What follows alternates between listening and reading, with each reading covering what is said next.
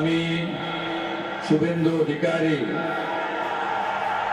ঈশ্বরের নামে শপথ করিতেছি যে বিধি দ্বারা স্থাপিত ভারতের সংবিধানের প্রতি আমি অকৃত্রিম নিষ্ঠা ও আনুগত্য পোষণ করিব।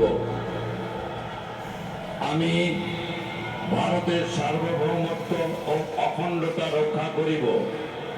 পশ্চিমবঙ্গ রাজ্যের মুখ্যমন্ত্রী রূপে আমার কর্তব্যসমূহ নিষ্ঠাপূর্বক এবং বিবেকসম্মতভাবে নির্বাহ করিব এবং ভয় বা পক্ষপাত, প্রীতি বা বিদ্বেষ রহিত হইয়া সকল শ্রেণীর জনগণের প্রতি সংবিধান ও বিধি অনুসারে ন্যায়াচরণ করিব।